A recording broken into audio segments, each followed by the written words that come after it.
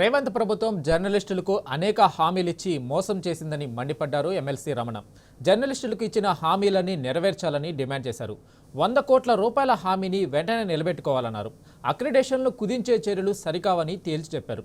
గత కేసీఆర్ ప్రభుత్వం జర్నలిస్టులకు అండగా నిలిస్తే కాంగ్రెస్ సర్కార్ మాత్రం అక్రిడేషన్లు తగ్గించే కుట్రలు చేస్తుందని మండిపడ్డారు రమణ.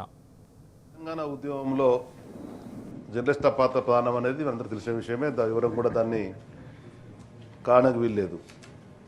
పెద్దలు కేసీఆర్ 2016లో వాళ్ళ కూర్చోబెట్టి మాట్లాడి వాళ్ళతో చర్చించి వాళ్ళకు సరైన న్యాయం చేయాలని చెప్పనేటువంటి భావనతో 239 జీవో ఇస్తే దాంట్లో మొట్టమొదలుగా 18,000 మందికి అవకాశం వచ్చింది జర్నలిస్టులుగా కార్డులు రావడం అనేది.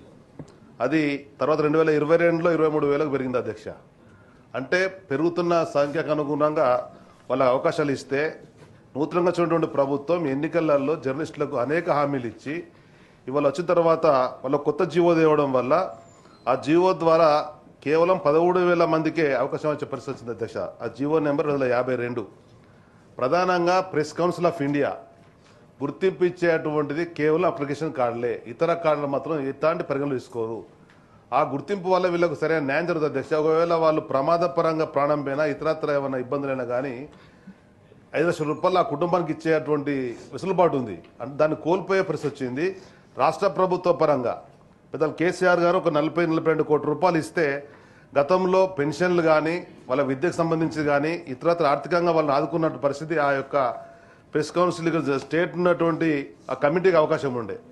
నేడు దాన్ని 100 కోట్లకు పెంచుతామనేటువంటి మాట కాంగ్రెస్ పార్టీ ఎన్నికల్లో ఇచ్చింది. దానికి అనుగుణంగా ఈ మధ్యన ఒక 10 కోట్ల రూపాయలు విడుదల ఇస్తామనేటువంటి మాట చెప్పడం జరిగింది.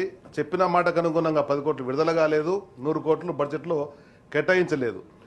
ఆ చెప్పిన మాటకు అనుగుణంగా 10 కోట్లు వెనువెంటనే విడుదల చేయాలని చెప్పని, అదేవిధంగా రాబోయే బడ్జెట్లో 100 కోట్లు మీరు ఇచ్చిన మాట ప్రకారంగా కేటాయించాలని చెప్పని, దీనివల్ల వచ్చేటువంటి ఫలితాలు ఉన్నాయి అధ్యక్ష. వాళ్ళకు ఉండేటువంటి రాష్ట్రంలో ఆరోగ్య బీమా పరంగా కానీ, అదేవిధంగా జీవిత బీమా పరంగా కానీ, రైల్వే పాసులకు కానీ, బస్సు సౌకర్యాలు కానీ అవకాశం వచ్చే పరిస్థితి కనుక ఆ 100 కోట్లు కేటాయించినట్టయితే వాళ్ళకు న్యాయం జరుగుతుంది.